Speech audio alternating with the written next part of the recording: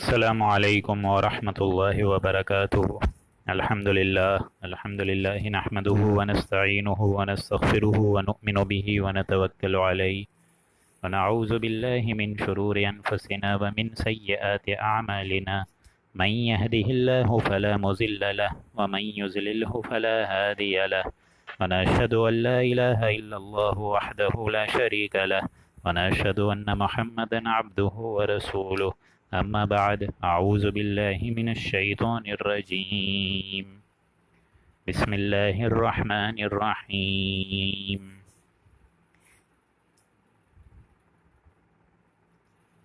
ان الذین یکفرون بآیات اللہ ویقتلون النبیین بغیر حق ويقتلون الذين يأمرون بالقسط من الناس فبشرهم بعذاب أليم أولئك الذين حبطت أعمالهم في الدنيا والآخرة وما لهم من ناصرين رب اشرح لي صدري ويسر لي أمري واحلل عقدة من لساني يفقهوا قولي اللهم إنك عفو كريم تحب العفو فاعف عنا برحمتك يا عزيز يا غفار۔ سامعین محترم، آج جس رکوع مبارکہ کی ہم تلاوت کرنے جا رہے ہیں وہ تیسرا رکوع ہے، اور اس میں صرف 10 آیات ہیں، 21 سے 30۔ اس سے پہلے کہ ہم لوگ اس نشست کا بتا دینا چاہتا کا وقت مقرر ہے، وہ 10 بجے ہوتا ہے ہر رات، لیکن چونکہ آج ایک دعوت میں مجھے جانا تھا اور یہی دعوت انشاءاللہ پیر کی بھی ہے، تو ان 2 دنوں میں بس یہ تھوڑا شیڈیول چینج ہوگا، لیکن اللہ کی ذات سے امید ہے کہ اللہ تعالیٰ آگے جو ہے واپس اپنے ان ٹائموں کو برقرار کر دے گا، ان وقتوں کو برقرار کر دے گا جو کہ 10 بجے کا ہے۔ چنانچہ ظاہر بات ہے یہ فنکشن بھی اپنی جگہ اہمیت کے حامل ہیں، ان کو لینا بھی ضروری ہے، اور ساتھ ساتھ یہ عظیم ترین کام بھی مناسب طریقے سے ساتھ ساتھ چلانا ہی ہے۔ تو اس کی آپ لوگ بھی دعا کریں کہ اللہ مجھے ہمت دے، طاقت دے، سعادت اور توفیق دے، کیونکہ میری ذاتی رائے اور ذاتی نیت بھی یہی ہے کہ انشاءاللہ کوئی ایک دن بھی ناغا نہ ہو، مس نہ ہو انشاءاللہ۔ تو اس کے لیے آپ میرے لیے دعا کریں کہ اللہ مجھے صحت تندرستی والی زندگی کے ساتھ انشاءاللہ سلامت رکھے، تاکہ اس قرآن کے ذریعے سے آپ کے ساتھ ساتھ میں فیضیاب ہوتا رہوں۔ تو ہمارا جو ایم ہے اس کے مناسب جو آج کی نشست کا ایک رکوع جو کہ 10 بجے ہونا تھا وہ نہیں ہو سکا، تو آج 3:30 پونے 4 کے درمیان ہو رہا ہے، اور یہ چھوٹا رکوع ہے تو انشاءاللہ جلدی بھی ختم ہو جائے گا۔ تو میرے خیال سے بسم اللہ کرتے ہیں بغیر کسی تمہید کے۔ ان الذین یکفرون بآیات اللہ، بے شک وہ لوگ جنہوں نے کفر کیا اللہ کی آیات کا۔ اب میں آپ لوگ کو بتا چکا ہوں کہ یہ رکوع مبارکہ اور اسپیشلی یہ سورہ، کیونکہ اس سے پہلے ہم لوگ پڑھ چکے ہیں وہ سارے کے سارے معاملات کہ دین اسلام صرف اور صرف اللہ کے ہاں نزدیک جو پسندیدہ دین ہے وہ دین اسلام ہے۔ اب دین اسلام میں ظاہر بات ہے یہودی تو نہیں آ سکتے، نصرانی نہیں آ سکتے، چنانچہ یہ بحث اور یہ خوبی اس سورہ مبارکہ کی ہے کہ یہ 2 امتوں سے تسلسل سے ایک مقابلہ کر رہی ہے، ایک یہودی اور ایک اہل کتاب یعنی اہل ایمان۔ سملرلی سورہ بقرہ میں ہم لوگوں نے دیکھا تھا یہودی اور اہل ایمان تھے، اس سورہ مبارکہ میں نصارہ، معذرت میں یہودی بولیے، نصرانی، عیسائی اور اہل کتاب، موجودہ امت مسلمہ، ان سب پہ زیر بحث گفتگو ہوگی۔ تو دیکھیں اسٹارٹ میں ہی اس تیسرے رکوع کا آغاز ہو رہا ہے، اور انہی کافروں کو ایک طریقے سے تنبیہ کی جا رہی ہے، ان الذین یکفرون بآیات اللہ، کہ بے شک وہ لوگ جو کہ کفر کرتے ہیں ہماری نشانیوں کا، ہماری آیات کا۔ کفر سے مراد قول بھی اور عملاً بھی، یعنی قول و فعل میں بھی ان کے کفر وابستہ ہے، اور اسی طریقے سے جو بات وہ بولتے ہیں اس میں منافقانہ انداز ہے۔ وَيَقْتُلُونَ النَّبِيِّينَ بِغَيْرِ حق، اور وہ قتل کر دیتے ہیں نبیوں کو بغیر حق کے، یعنی حق کے ساتھ۔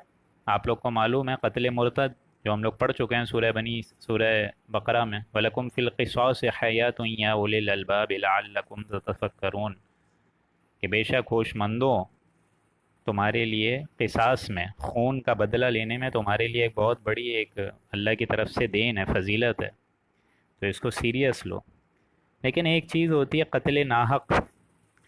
قتل ناحق وہ کرتے تھے نبیوں کا، ایسے کفار جو ہیں وہ قتل ناحق کرتے تھے باقاعدہ نبیوں کا، اور ان نبیوں میں ٹاپ جو ہیں جن کو انہوں نے قتل کیا، حضرت زکریا علیہ السلام، اسی طریقے سے حضرت یحییٰ علیہ السلام. چنانچہ ظاہر بات ہے حق بات اگر آپ بولیں گے تو میں بسا اوقات بتا چکا ہوں کہ ویلکمنگ تو ہوتی نہیں ہے حق بات بولنے پہ، ہمیشہ کچھ نہ کچھ ریزسٹنس آتی ہے، فرکشن آتی ہے، ہمیشہ کوئی نہ کوئی جھڑپ ضرور ہوتی ہے.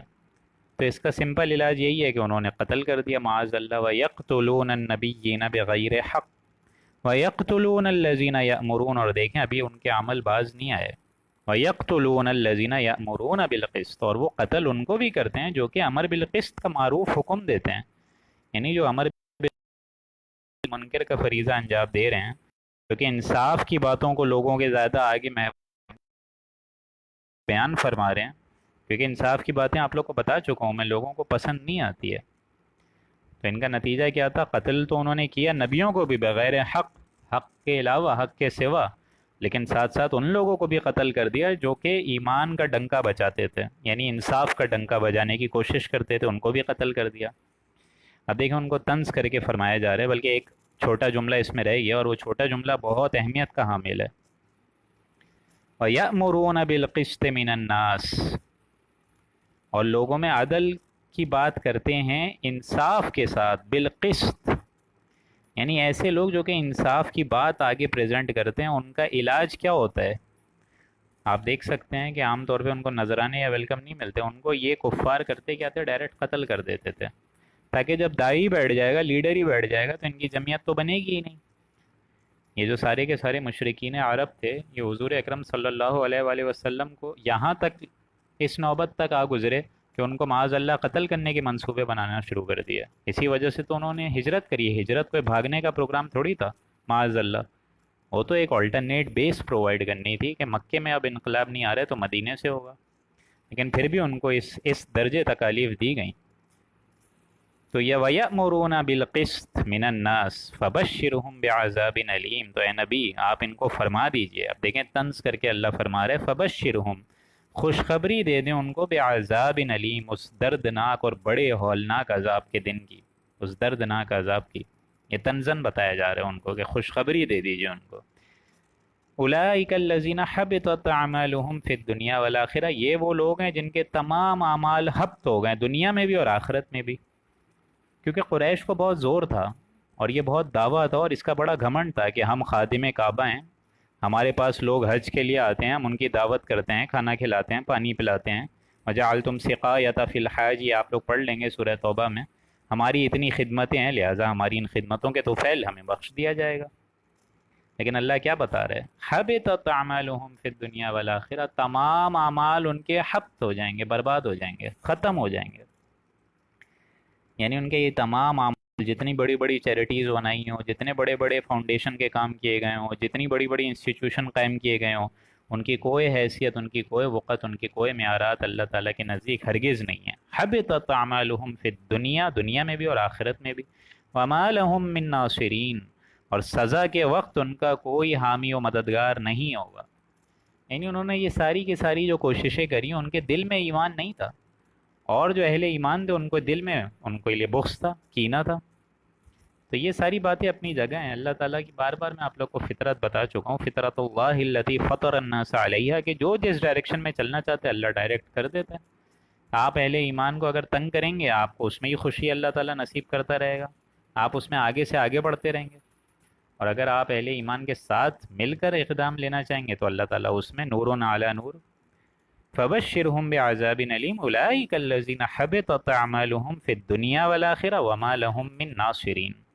ان کے لیے کوئی مددگار، اس حامی مددگار نہیں ہوگا روز محشر میں، نہ دنیا میں ہوگا نہ آخرت میں، اور آخرت میں بھی روز محشر میں ہم ان کو آگ کا عذاب دیں گے. الم تر الی الذین اوتوا نصیبا من الکتاب، کیا آپ کے پاس خبریں آ نہیں گئیں ان اہل کتاب کی جن کو کتاب کا ایک حصہ دیا گیا؟ یدعون الی کتاب اللہ، اور کہ اسی کتاب اس غرض سے ان کو بلایا بھی جاتا تھا، اس کتاب کی طرف آؤ، یہ قرآن مجید تمہارے لیے ایک ہدایت کا سرچشمہ ہے، ایک ضابطۂ حیات ہے، کھلم کھلا راستہ دکھاتا ہے، حق کا راستہ دکھاتا ہے، اسی طریقے سے امر بالمعروف نہی عن المنکر کا راستہ دکھاتا ہے. تو آؤ ادھر. الم تر الی الذین، کیا آپ کے پاس خبریں نہیں آ گئیں ان لوگوں کی جن کو کتاب کا ایک حصہ دیا گیا؟ اب روئے سخن میں نے آپ لوگوں کو کیا بتایا تھا؟ یہود اور نصارہ، تو یہاں پہ ہو سکتا ہے تورات اور یا پھر ان کی جو بائبل کی کتاب ہے اس کی طرف اشارہ کیا گیا ہے، لیکن اس میں بھی میں آپ لوگ کو بتا چکا ہوں فیہ ہدی و نور، اس میں بھی ہدایت تھی، نور تھا اللہ کی طرف. یہ تو بعد میں آ کے ان کے علماء نے، علماء دین نے اس میں تحریفیں کری نا، لیکن اسٹارٹ تو یہی تھا. یدعون الی کتاب اللہ، وہ اس کتاب کی طرف بلائے جاتے ہیں، لیحکم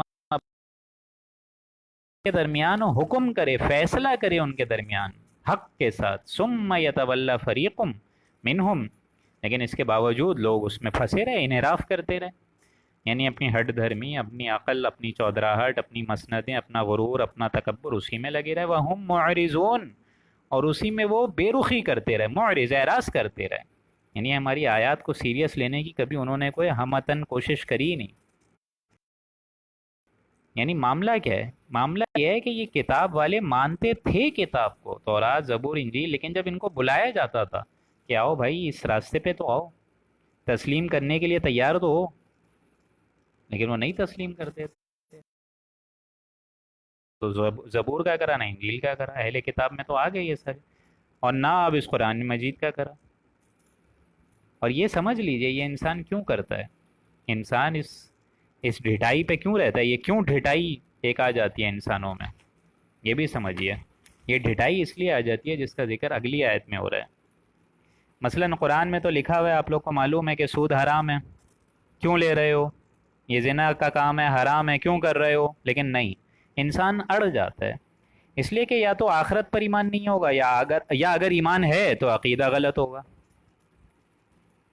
اگر آخرت پہ ایمان ہے اصلاً، تو آپ کو تو واقعتاً قرآن مجید کے پیچھے اپنی زندگی لگانی پڑے گی، اس کو اپنا امام اور رہبر سمجھنا ہوگا. لیکن اگر آخرت پر ایمان ہی نہیں ہے اور روز محشر اللہ کی بارگاہ کھڑے ہو کے جواب دہی کا احساس ہی نہیں ہے، اگر یہ ایمان ہی نہیں ہے، اور اگر ایمان ہے، بالفرض ایمان ہے بھی، تو عقیدہ غلط ہے کہ ہم کچھ بھی کر لیں تیرے محبوب کی امت میں سے ہیں. یہ تو عقیدہ اپنی جگہ جائز ہے، حالانکہ کیا حرکتیں اس کے پیچھے چل رہی ہیں، یہ جواری ہوں، زانی ہوں، ڈاکے دار ہوں، ساری چیزیں ہوں، لیکن پھر بھی تیرے محبوب کی امت ہیں. یہ کہاں کا کانسیپٹ ہے؟ یہ تو بار بار میں چیخ چیخ کے تنگ آ گیا ہوں، یہ کانسیپٹ آج تک چینج نہیں ہوا ہے. لیکن یہ انسان میں ڈھٹائی کیوں آ جاتی ہے، اس کا ذکر اللہ نے اگلی آیت 24 میں فرمایا، ذالک بانہم قالوا لن تمسنا النار الا ایاما معدودات. یہ اس سبب ہوا، اس وجہ سے ہوا کہ یہ لوگ کہتے ہیں، قالوا لن تمسنا النار، کہتے ہیں کہ آگ ہمیں چھو بھی نہیں سکے گی مگر گنتی کے چند دنوں تک. گنتی کے چند دن اگر ہم آگ میں گئے بھی تو ہمیں تو صرف دوسروں کی آنکھ میں دھول ڈالنا، دھول جھونکنا جو ہے وہ مقصود ہوگا اللہ کا، معاذ اللہ. ہم تو آگ میں جائیں گے ہی نہیں، الا ایام معدودات، سوائے گنتی کے چند روز. اب یہ ہے وہ وشفل تھنکنگز، وہ امانی. یہ عقیدہ ہے جو کہ اگر انسان اپنا لیتا ہے، جب یہ عقیدہ ہوگا تو کیوں انسان دنیاوی نقصان برداشت کرے؟ حرام سے آئے، حلال سے آئے، جو بھی عیش حاصل کر سکو کرو. یہ ہے وہ عقیدہ جو ایمان بالآخرت کی دوستوں نفی کر دیتا ہے. جب ہیں ہمارے چھڑانے والے تو salvation is guaranteed, we are the chosen people of the God. لیکن یہ معاملہ غلط ہے. جو چیزیں اگر تم دین کے معاملے میں گھڑ رہے ہو، غلط عقیدہ بتا رہے ہو، اللہ نے کوئی تمہیں اس کی ضمانت دی ہے؟ اگر کوئی ضمانت دی ہے تو دکھاؤ نا، تورات سے دکھاؤ نا، زبور سے دکھاؤ نا، انجیل سے دکھاؤ نا، قرآن سے کہیں ضمانت ہے.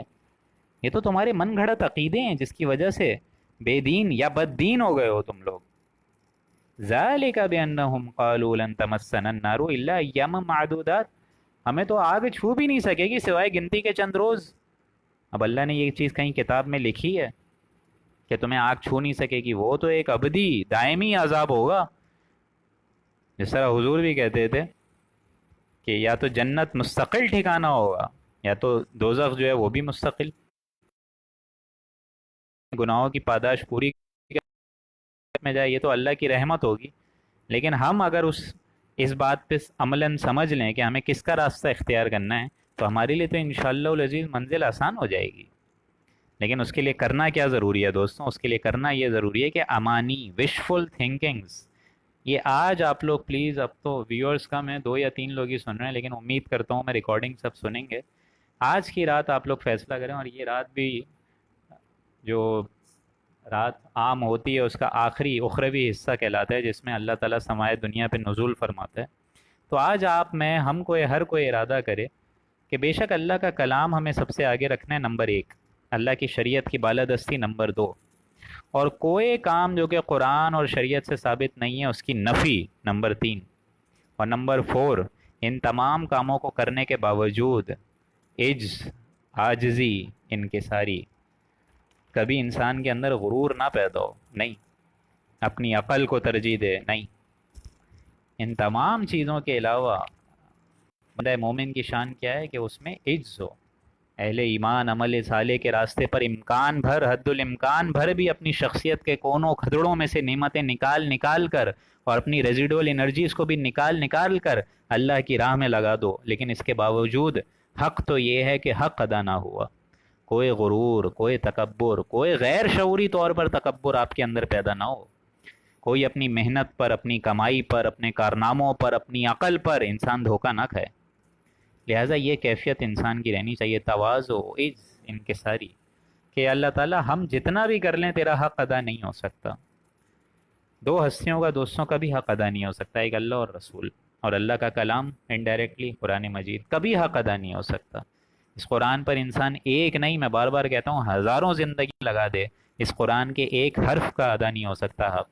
یہ اتنی بڑی نعمت ہے، بہت بڑی نعمت ہے یہ، کاش امت مسلمہ اس نعمت کو سمجھیں، غور کریں کہ قرآن ہم سے کیا چاہتا ہے۔ بہرحال ان کا معاملہ یہ ہے کہ وہ یہی سمجھتے تھے اور کہتے تھے کہ امانی ہیں، ہم تو آگ میں جائیں گے ہی نہیں سوائے گنتی کے چند روز، وَغَرَّهُمْ فِي دِينِهِمْ مَا كَانُوا يَفْتَرُونَ۔ اب یہ وہ الفاظ آ گیا، ان کے ایمان نے، ان کے عقیدے نے یہ غلط بات بیان کر کے گھڑ لی ہے، ما کانو یفترون، جو گھڑ لی ہے انہوں نے دھوکے میں ڈال، ایمان نے، ان کے دین نے اس بات کو کہنے پہ دھوکے میں ڈال دیا ان کو کہ اللہ نہیں جلائے گا مگر گنتی کے چند روز۔ یہ دھوکہ دے رہے ہیں، وہ اپنے آپ کو بھی دھوکہ دے رہے ہیں، لیکن حال اس دن ہوگا کیا، اصل حال اس دن کیا ہوگا روز محشر میں، وہ سنیے۔ فَكَيْفَ إِذَا جَمَعْنَاهُمْ لِيَوْمٍ لَا رَيْبَ فِيهِ، تو اے انسانوں کیا حال ہوگا اس دن؟ ابھی تو تم بہانہ بنا رہے ہو، بڑھ چڑھ کر باتیں کر رہے ہو، لیکن کیا حال ہوگا اس دن؟ فَكَيْفَ إِذَا جَمَعْنَاهُمْ، بہت دیکھیں شان استغنا ہے کہ کیا حال ہوگا اس دن اے انسانوں، فَكَيْفَ إِذَا جَمَعْنَاهُمْ لِيَوْمٍ، اس دن لا ریب فی، جس دن ہم جمع کریں گے، اس دن بڑے بڑے سرداروں کو، بڑے بڑے گناہگاروں کو، بڑے بڑے نیک بخت کو، بڑے بڑے بدبخت کو، سب کو A to Z سب کو جمع کریں گے ہم اس بڑے دن، جمع ہونے کے بڑے دن جس میں کوئی شک نہیں ہے وہ آنے والا ہے، اس نے بولا ہے تو آئے گا۔ وَوُفِّيَتْ كُلُّ نَفْسٍ مَّا كَسَبَتْ وَهُمْ لَا يُظْلَمُونَ، اور ہر جی جان کو، ہر نفس کو پورا پورا بدلہ دے دیا جائے گا جو اس نے کمایا، وَهُمْ لَا يُظْلَمُونَ، اور اس پہ ایک ذرہ بھر بھی ظلم نہیں کیا جائے گا، یعنی ہم ظلم نہیں کریں گے تم پر، آج وہی کمائی جو تم لے کر آئے ہو اسی کی ہم پاداش میں یا تو تمہیں جزا دے رہے ہیں یا سزا دے رہے ہیں، ہم تو ظالم نہیں ہیں۔ اسی لیے حدیث میں آتا ہے کہ جو، حدیث تو بہت طویل ہے لیکن حدیث کے آخری الفاظ بہت اہم ہیں، کہ لوگوں میں لازماً، اسٹارٹ تو حدیث اس طرح ہوتی ہے، حدیث کا پہلا حصہ اور آخری حصہ میں آپ لوگ کو سمجھا دیتا ہوں۔ پہلے حصے میں اللہ تعالیٰ نے بتایا اس بڑی عظیم حدیث میں کہ لوگوں میں نے بے انصافی کو اور ظلم کو اپنے اوپر بھی حرام قرار دیا ہے، اور لوگوں کے درمیان بھی حرام قرار دیا ہے۔ لوگوں کے درمیان اخوت سے رہو، بھائی چارے سے رہو، عدل سے رہو، انصاف سے رہو، غلط بات مت کہو، قولوا قولا سدیدا، سیدھی سچی بات کہو، انصاف سے فیصلے کرو۔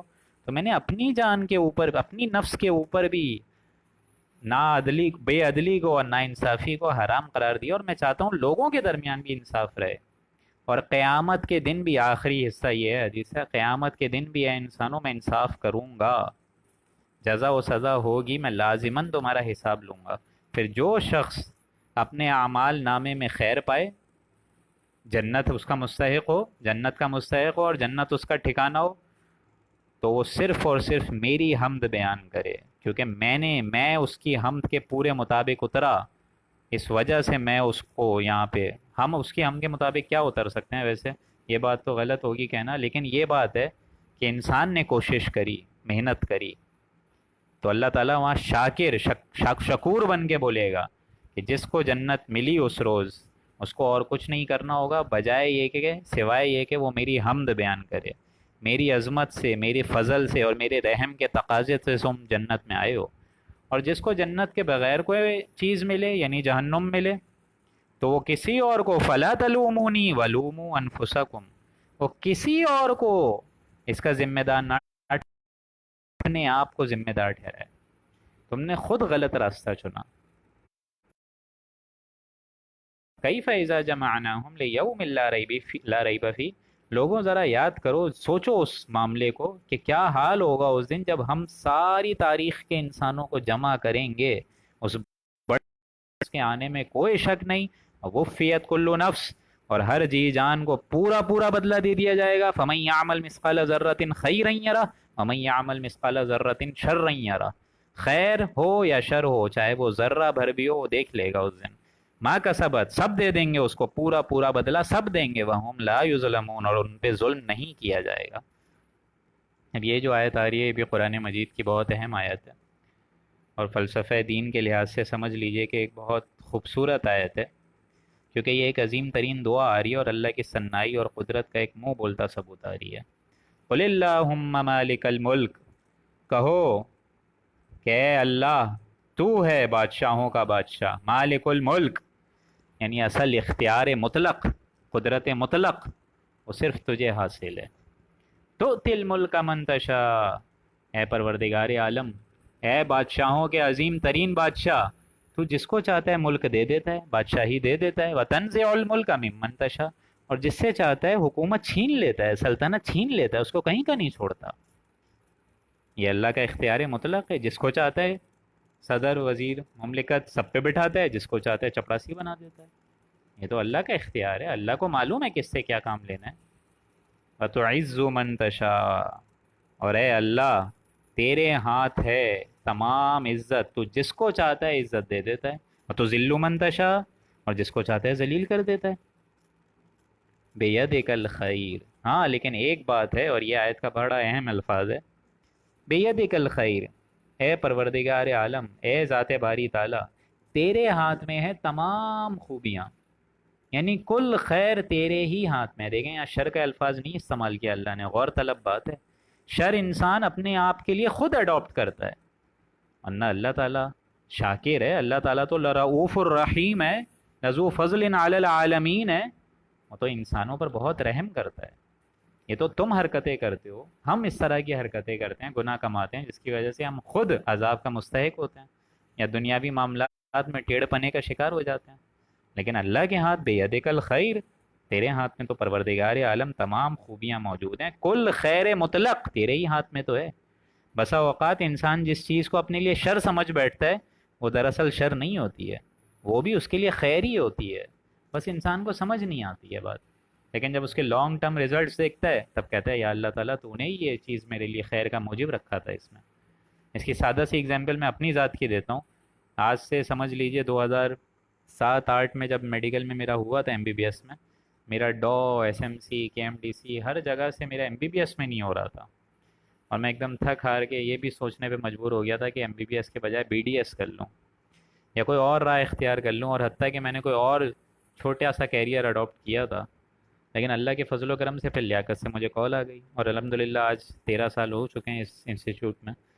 تو کہنے سے مراد یہ ہے کہ اسی لیاقت سے پھر میرے بہت سارے کام نکلے، وائف کا آپریشن ہوا، والدہ کا آپریشن ہوا، بڑے بھائی کا آپریشن ہوا، ابو ایڈمٹ رہے، سسٹر ایڈمٹ رہیں، اس ٹائم میں یہ سوچتا تھا کہ ڈو SMC میں کیوں نہیں ہوا۔ تو یہ اللہ تعالیٰ کی ایک منشا ہوتی ہے، اللہ تعالیٰ اپنے بندوں کے معاملے میں اچھا ہی سوچتا ہے، اور دیکھیں الحمدللہ اسی لیاقت کی برکت سے مجھے اتنے عظیم دوست ملے، اتنے عظیم کلیگز ملے، اتنے عظیم جونیئر سینئر ملے، جس کی برکت سے الحمدللہ ہم لوگوں نے درس قرآن اسٹارٹ کرا۔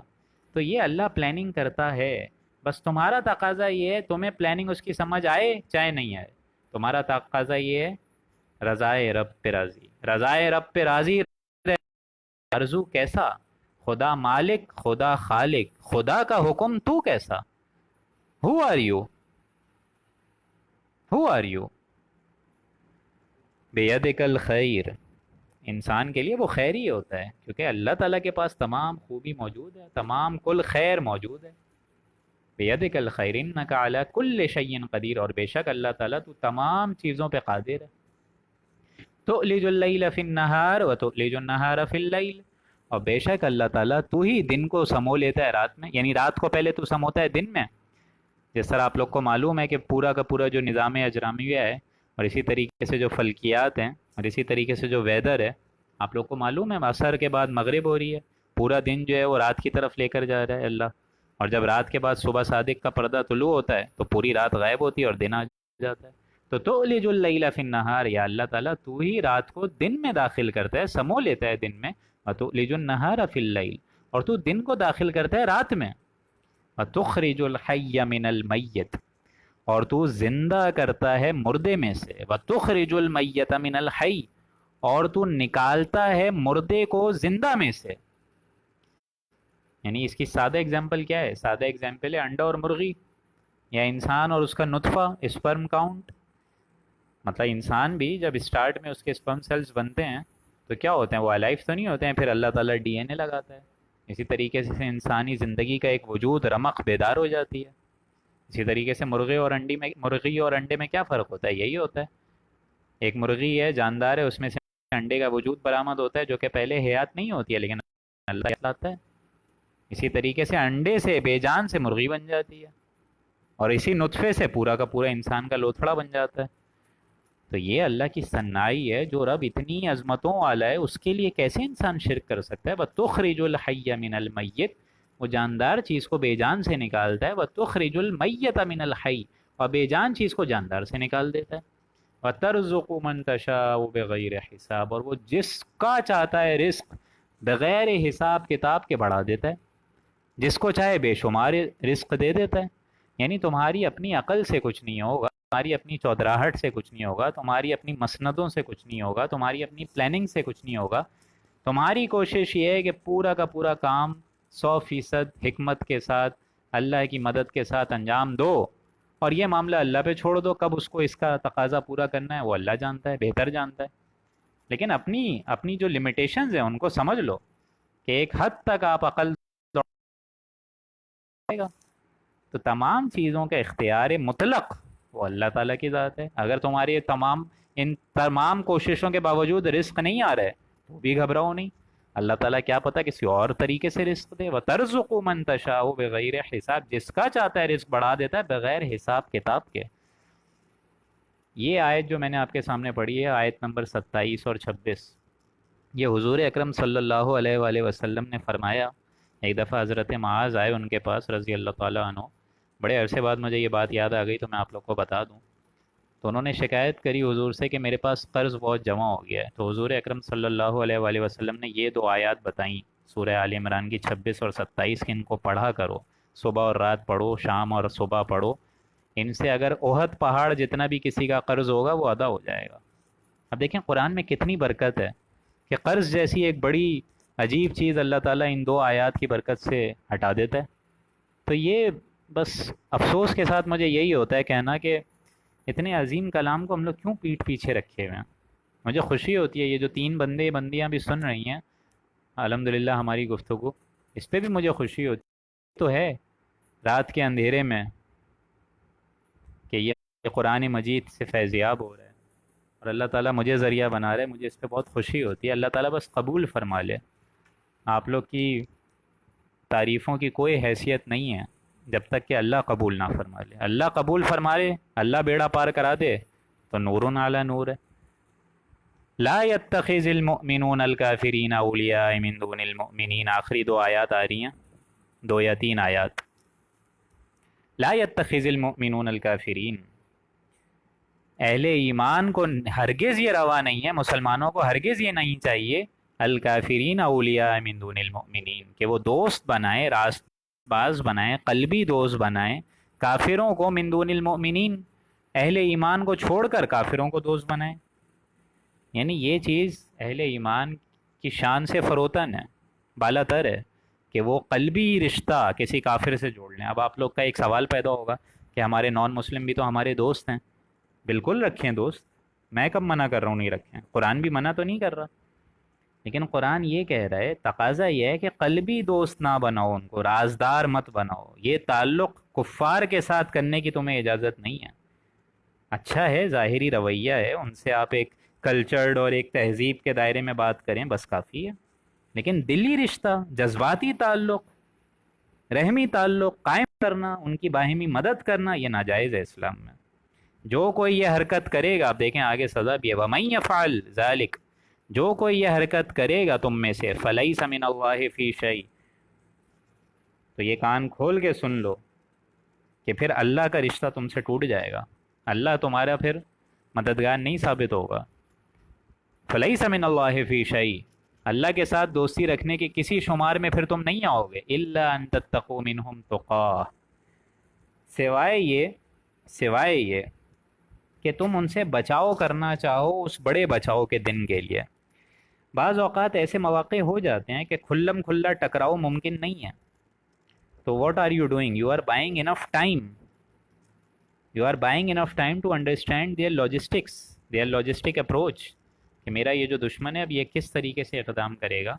تو الا ان تتقوا منہم تقا، سوائے یہ کہ تم ان سے بچنا چاہو یا بچاؤ کرنا چاہو اپنے بڑے بچاؤ کے دن کے لیے، بچاؤ کے دن کے لیے یا بچاؤ کے لیے، یعنی یہاں تک تو معاملہ صحیح ہے کہ آپ ان سے اچھے طریقے سے بات کریں، لیکن اگر آپ کو ہٹ دھرمی پر آ گیا ہے اور کفر جو ہے اب مجھ سے ٹکراؤ کی صورت ایک نظر آ رہی ہے، تو بعض اوقات ایسے مرحلے آتے ہیں کہ کھلم کھلا ٹکراؤ نہیں ہو رہا ہوتا ہے، پھر بھی you are buying enough time, بس لب لباب یہ ہے کہ اگر ان کے شر سے بچنا چاہو تو یہ تمہارا معاملہ ہونا چاہیے کہ ان کو اپنا قلبی رشتہ مت دو، قلبی محبت نہیں ہونی چاہیے۔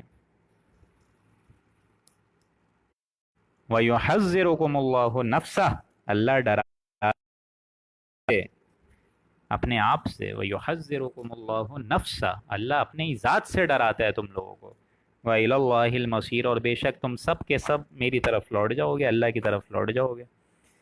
یعنی یہ بات اللہ سمجھا رہا ہے کہ صرف میرا تقوی اختیار کرو، اللہ ڈراتا ہے اپنے آپ سے، یعنی کسی اور سے ڈر کر ان دوستیوں کو نبھانے کی، ان دوستیوں کے پیچھے پڑنے کی تمہیں ضرورت ہے ہی نہیں، تمہارے لیے جائز ہی نہیں ہے، کیونکہ اینڈ رزلٹ کیا ہوگا، وَإِلَى اللَّهِ الْمَصِيرُ، سارے کے سارے میرے پاس ہی آ جاؤ گے۔ اس کی وجہ بہت اہم ہے دوستوں، اس کی وجہ یہ ہے کہ اللہ تعالیٰ کے دشمنان، ان سے اگر آپ دوستی کریں تو خود سوچیں اللہ تعالیٰ کتنا غضبناک ہوگا، کہ ایک طرف تو یہ میرا بندہ نماز میں کھڑا ہو کے ایاک نعبد و ایاک نستعین بول رہا ہے کہ میں تیری عبادت کرتا ہوں اور تجھی سے مدد مانگتا ہوں، اور پیٹھ پیچھے میرے ہی باغیوں سے دوستیاں کر رہا ہے، کتنی زیادہ اللہ تعالیٰ ناراضگی کا ایک ثبوت دے گا، سوچیں آپ لوگ۔ آخری آیتیں دو آیات، قل ان تخفوا ما فی صدورکم او تبدوہ یعلمہ اللہ، اب یہ وہی آیت آ گئی جو کہ سورہ بقرہ کے آخری رکوع میں تھی، للہ ما فی السماوات وما فی الارض وان تبدوا ما فی انفسکم او تخفوہ یحاسبکم بہ اللہ، یہی آیت یہاں پہ بھی ہے کہ اے نبی آپ فرما دیجئے کہ تم چاہے پوشیدہ رکھو اپنے سینوں میں، او تبدوہ، یا تم ظاہر کر دو اپنے سینوں سے نکال کر، اپنے منہوں سے زبانوں سے ظاہر کر دو کوئی بھی بات، یعلمہ اللہ، اللہ جانتا ہے اس کو، یعنی انڈائریکٹلی تم اگر سینوں میں چھپاؤ یا ظاہر کر دو، Allah knows you through and through, Allah says you through and through,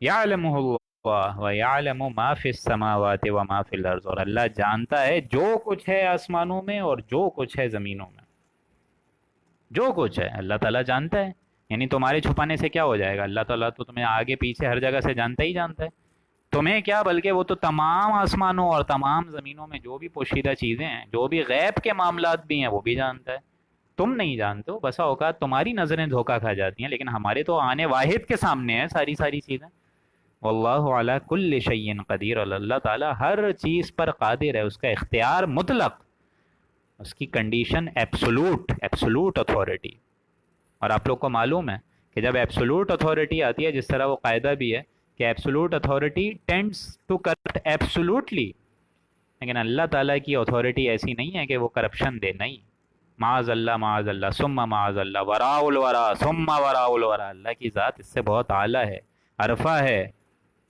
اللہ تعالیٰ کی ذات اس سے بہت بلند ہے، اس کی ذات میں ایک دوام ہے، ایک تواضع ہے، ایک سلسلہ برقراری کا ہے، یہ کسی اور ذات میں نہیں ہے، کسی اور کلام میں بھی نہیں ہے، واللہ علی کل شیء قدیر، اللہ تعالیٰ ہر چیز پر قادر ہے، یوم تجد کل نفس ما عملت من خیر محضرا، آخری آیت آ گئی۔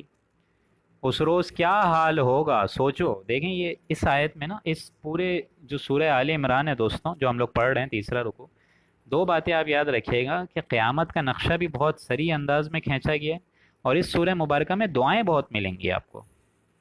تو یہ اب ایک طریقے سے ایک آخری نقشہ بھی ایک کھینچا جا رہا ہے آخری آیت میں، آیت نمبر 30 میں، قیامت کے نقشے کے بارے میں، کہ اس روز کیا ہوگا۔ یوم تجد کل نفس، اس روز کیا ہوگا انسانوں، جب ہر شخص آئے گا ہمارے سامنے، ہر نفس آئے گی ہمارے سامنے، کل نفس ما عملت، اور ہر شخص اپنے اچھے اعمال کیے ہوئے کاموں کو سامنے لایا ہوا پائے گا۔ ما عملت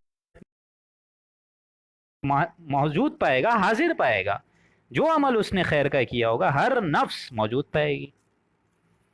یوم تجد کل نفس ما عملت من خیر محضرا، حاضر پاؤ گے بھائی۔ وما عملت من سوء، اور جس نے برے کام کیے ہوں گے وہ بھی اس کو حاضر پائے گا، وہ بھی دیکھ لے گا۔ یعنی جو نیکی کرو گے تم، چاہے دن کے اجالے میں کرو، رات کے اندھیری اور تاریکی میں کرو، موجود پاؤ گے۔ وما عملت من سوء، چاہے بری کمائی کرو وہ بھی موجود پاؤ گے۔ اور اس کا معاملہ پھر کیا ہوگا جو بری کمائی لے کر آئے گا؟ تود لو ان بینہا و بینہ امدا بعیدا، وہ یہ کہے گا اور تمنا کرے گا کہ کیا ہی اچھا ہوتا یا اللہ کہ اس شخص کے اور اس روز کے درمیان جو برائی اس کی ہوگی، یعنی ان دونوں کے درمیان جو فاصلہ ہوگا، انصاف، وہ جو انسان ہے اور انسان اور اس کی برائی کے درمیان جو گیپ ہوگا، جو لمیٹڈ گیپ ہوگا، جو کہ ایک دم نظروں کے سامنے ہوگا، اس کے بارے میں وہ کیا ڈیمانڈ کرے گا؟ تود لو ان بینہا و بینہ امدا بعیدا، ہائے کاش، ہائے افسوس، کیا ہی خوب ہوتا کہ یہ میرے درمیان اور میری اس برائی کے درمیان ایک طویل فاصلہ آ جاتا، کاش کہ میں اس کو دیکھتا ہی نہیں، کاش کہ میری نگاہ اس پر پڑتی ہی نہیں۔ اور یہاں تک قول آتا ہے کہ انسان کافر کہے گا کہ کاش میری ماں نے مجھے جنا ہی نہیں ہوتا۔ اور یہ بھی قول آتا ہے یا لیتنی کنت ترابا، کہ کاش آج میں مٹی ہوتا تو انسانی وجود فانی ہوتا۔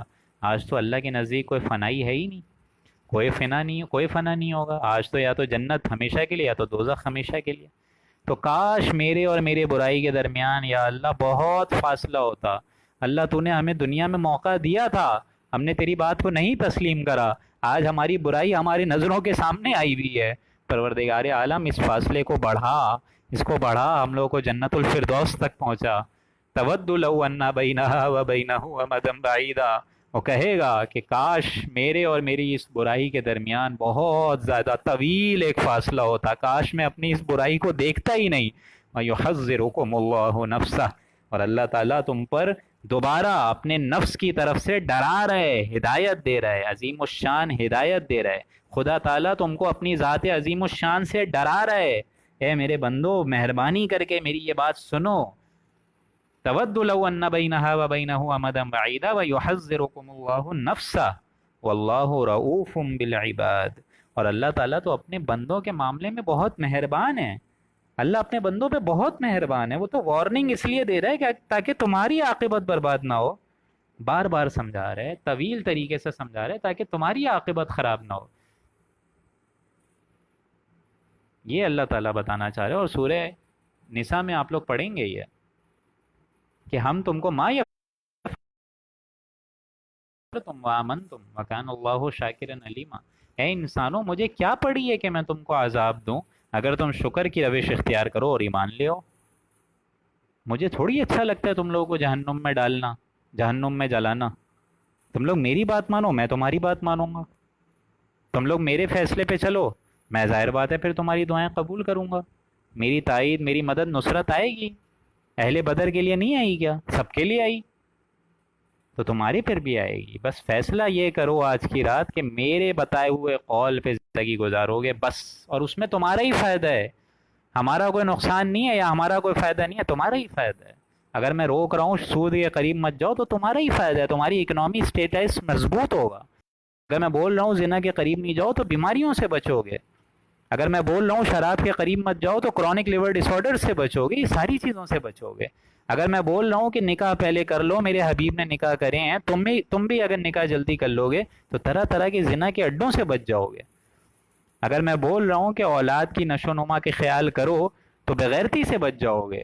اگر میں بول رہا ہوں 5 وقتہ نماز قائم کرو تو اخروی عذاب سے بچ جاؤ گے۔ یہ میں کیوں بول رہا ہوں؟ وَيُحَذِّرُكُمُ اللَّهُ نَفْسَهُ، اللہ تعالیٰ بار بار اپنی عظیم الشان آیات سے، اپنی عظیم الشان نفس سے، اپنی جان سے تم لوگوں کو ڈرا رہا ہے کہ انسان کے بچے کی طرح زندگی گزارو۔ وَاللَّهُ رَءُوفٌ بِالْعِبَادِ، یقیناً اللہ اپنے بندوں پر بہت مہربان ہے، اس کو اچھا نہیں لگتا تم لوگوں کو جلانا۔ لہٰذا ہمارا تقاضا بھی ہے دوستوں کہ اللہ کی بتائی ہوئی ان آیات پر ہمیں عمل کرنا بہت ضروری ہے، کیونکہ اللہ تعالیٰ بار بار بتا رہا ہے۔ اللہ سے دعا ہے کہ اللہ تعالیٰ نے آج اس بابرکت ساعت میں، جو کہ دن کا آخری حصہ ہے، رات کا آخری حصہ ہے، اس میں اللہ تعالیٰ نے یہ تیسرا رکوع ہم لوگوں کو طریقے سے سمجھایا، پڑھایا۔ اللہ تعالیٰ ان پر عمل کرنے کی توفیق دے، اور یہ بھی توفیق دے کہ ان آیات الہیہ کو ہم لوگ آگے بھی پہنچانے کی حد الامکان کوشش کریں گے۔ انشاءاللہ کل سے پھر 10 بجے سیشن ہوگا، روز 10 بجے ہی سیشن ہوتا ہے۔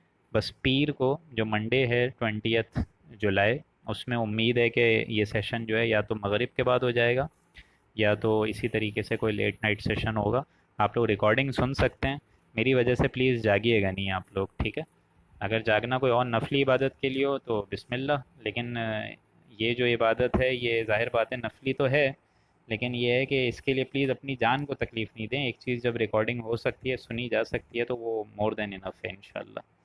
بارک اللہ لنا ولکم فی القرآن العظیم ونفعنی وإیاکم بالآیاتہ وذکر الحکیم، صدق اللہ العظیم۔